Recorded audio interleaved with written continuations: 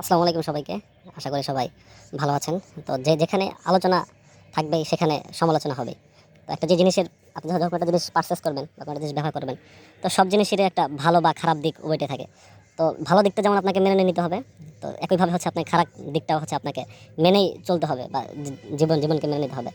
তো আমি যে বাইকটা ব্যবহার করতেছি এটা হচ্ছে ইয়ামাহা এফজেডএস বি4। তো আমি আসলে কেন এই বাইকটা কিনলাম বা আপনারা কেন আসলে এই বাইকটা কিনবেন বা আপনাদের কেন প্রয়োজন? আসলে ইয়ামাহা এমন একটা কোম্পানি, তারা প্রায় 1980 সাল থেকে হচ্ছে কোম্পানিটা প্রতিষ্ঠিত হয়। তারা সেই তখন থেকে হচ্ছে বিভিন্ন বিভিন্ন ধরনের অটোমোবাইলস বা বলেন বা বাইক বলেন, তারা হচ্ছে এইসব তৈরি করে আসতেছে। তো ইয়ামাহা এই কোম্পানিটা কিন্তু খারাপ না, ঠিক আছে? ইয়ামাহা এই কোম্পানিটা কিন্তু হচ্ছে কোনোভাবেই খারাপ না, ঠিক আছে? ইয়ামাহার আগেকারগুলো যে বাইক ছিল, বিশেষ করে 100 সিসি বা 80 সিসি, তো এই বাইকগুলো কিন্তু এখনও অনেক রাস্তা দিয়ে দেখা যায়, ঠিক আছে? তো এগুলো হচ্ছে খুবই টেকসই এবং ডিউরেবল বাইক ছিল। তো সেমভাবে বর্তমান যেসব বাইকগুলো বাজারে আসতেছে ইয়ামাহার, ঠিক আছে? এইসব বাইক যে খারাপ আমি সেটা বলতেছি না, ঠিক আছে? এসব বাইক যথেষ্ট ভালো, কিন্তু ঘটনা হচ্ছে যে বাইক যে পরিমাণ ভালো তার থেকে দামের পরিমাণ হচ্ছে অনেক বেশি।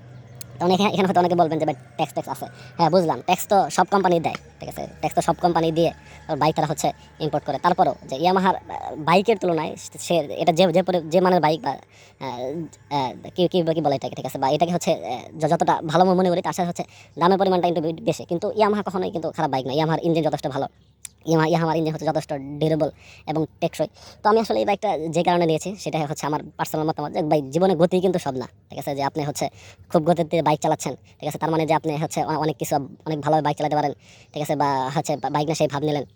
তো আসলে বাইক মানে যে গতি, সেটা কিন্তু আসলে আমার কাছে মনে হয় না। আমার কাছে যেটা মনে হয় যা হচ্ছে আমি বাইক চালাবো রিল্যাক্সে, বাইক চালাবো, এত তাড়াহুড়া দরকার নেই। কোনো একটা জায়গায় 10 মিনিট পরে গেলাম, ঠিক আছে? সেটা তো কোনো অসুবিধা নেই। তো আমরা বাংলাদেশে যারা হচ্ছে বসবাস করি তারা হচ্ছে সবসময় বাইককে মেজার করে, ঠিক আছে, যে বাইক কত গতিতে যাইতে পারে, কত দ্রুত সময় গতি উঠতে পারে, ঠিক আছে? তবে হ্যাঁ, একটা বিষয় মাথায় আছে যে আপনি যখন হাইওয়েতে যাবেন, যখন ওভারটেকিং করবেন, সেই ক্ষেত্রে হচ্ছে আপনার একটু মানে কমতে ফিল হবে ইয়ামাহার বাইকগুলো, ঠিক আছে? কারণ এরা সহজে গতি উঠতে চায় না, আস্তে আস্তে ধীরে তারা হচ্ছে অল্প সময় নিয়ে তারপর হচ্ছে গতি উঠে।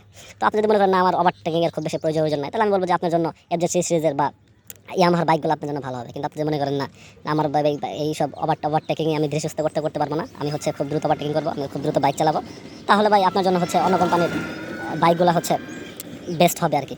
তো আমার পার্সোনাল ওপিনিয়ন হচ্ছে যে যারা হচ্ছে খুব রিল্যাক্সে বাইক চালাতে চান, ঠিক আছে, কোনো তাড়াহুড়া নাই, রিল্যাক্সে বাইক চালাবেন, ঠিক আছে, আরামসে বসে বাইক চালাবেন, কোনো চাপ নাই, কোনো প্যারা নাই।